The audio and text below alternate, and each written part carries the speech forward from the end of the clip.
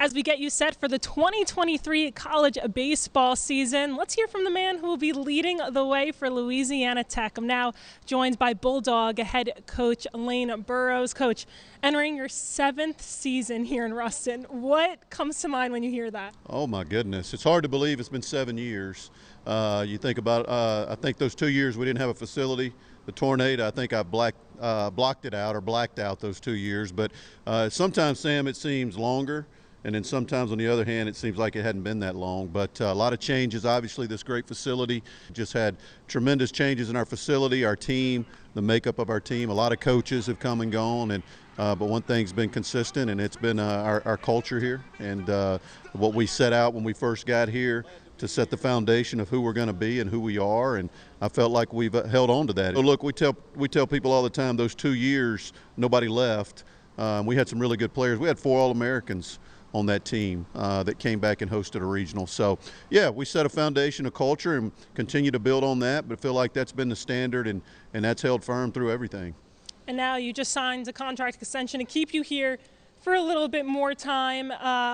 During the offseason, your name was linked to Power 5 schools that would have brought you more money, more resources. But you decided to stay here in Ruston. Why? Yeah, well, number one, look, money, it's cool and everything, but it ain't everything. It's you need to be happy. I'm getting older, believe it or not. I got 2 daughters that are in school here at Louisiana Tech. My son's 15, and he's on the high school baseball and football team, and he loves it, and my wife loves it here, and we love the people, and we get great support, and again, you know, it's great to make a lot of money and all that stuff, but it's also, to me, it's more important to be happy. And we're very happy here. When I pull up to this facility every day, genuinely, I'm excited about walking through the door. I never dread coming into this building or this place, and they got to put up with me a few more years. I'm glad they'll have me.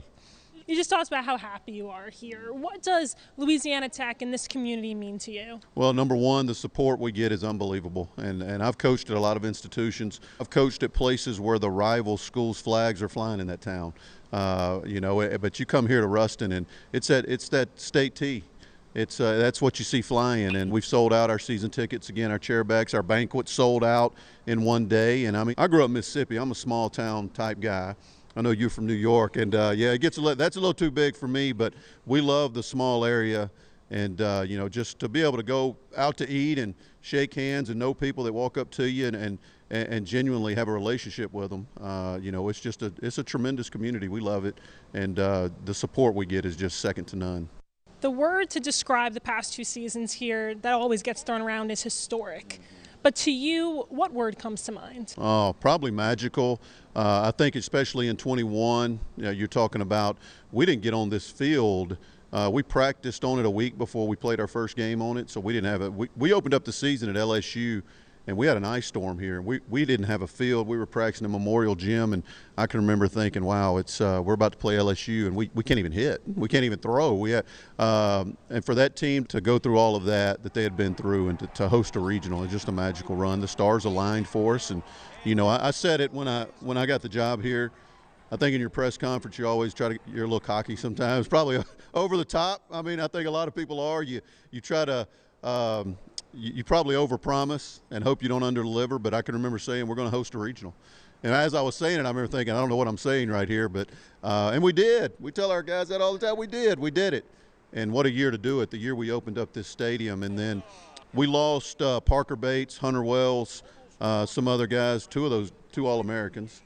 And so a lot of people didn't think coming back to last year we wouldn't be able to make another run, and we did. We won the tournament, and then was able to get into another regional and ultimately eliminated. But I just feel like we keep taking those steps, and we talk about it with this team. It's time to take another one, and hopefully we can break through, get to a super, and you never know what happens once you get there. The achievements go on and on for the past 2 seasons, 2 40-plus win seasons, a conference championship, hosting a regional, like you said, making a regional. When does that just become the norm for this program? Well, you hope it is now. We have a saying, and the day I walked in the door here, it was kind of one of our mantras, is expect over hope. Stop hoping we're going to win. Stop hoping, and I think now we're at that expect. And we lost some really good players off last year's team, as you know. I love our lineup. I like our pitching staff. It's a lot of unknowns because we did lose Obviously 3 top 10 picks when you talk about it just in the pitching staff, 2 starters and Krieger. But I think that is the norm, Sam. That's where we want it to be. The expectations are high. You know, you kind of take a step back when your banquet sells out in one day and season tickets sell out and you go, wow, you know, they're expecting us to do even more. But that's where you want it. I mean, if your program's in a situation where they're not expecting much, what are we doing? And I just firmly believe, without a shadow of a doubt, deep down inside all my being, I think we're going to get to Omaha. Is it this year? I don't know. I think we have the team that can do it. But I think eventually, and believe eventually, we're going to bust through and we're going to get to Omaha.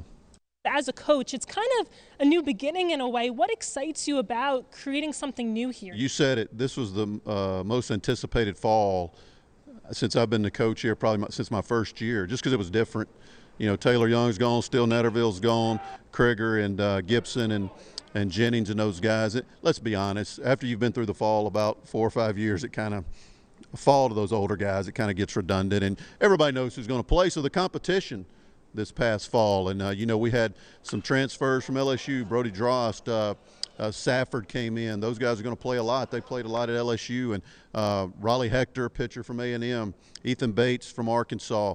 Those are guys that have come into our program, and they just, as a coach, I'm big on chemistry, and you kind of worry about guys from bigger schools coming in, but our guys embraced them. They embraced our guys, and that's one thing about our culture. They genuinely, all those guys love each other, and they love coming to work every day. And then you look out and you got Cole McConnell, who a Cape All-Star, set the RBI record last year. George Corona, he's been catching for us for 12 years. It seems like Jonathan Fincher, I think he's 32 now. He has 3 degrees, but there are some components that have been here, and they've been in the fire. They've been in stressful games, Darius Myers, Phil Matoya, and add those new guys in with them.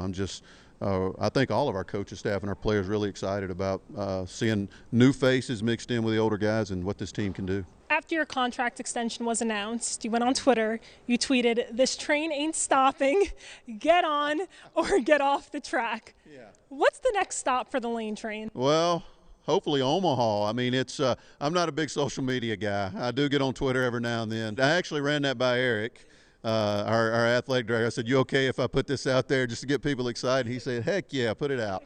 So we did, and obviously, you know, it was crazy that whole day.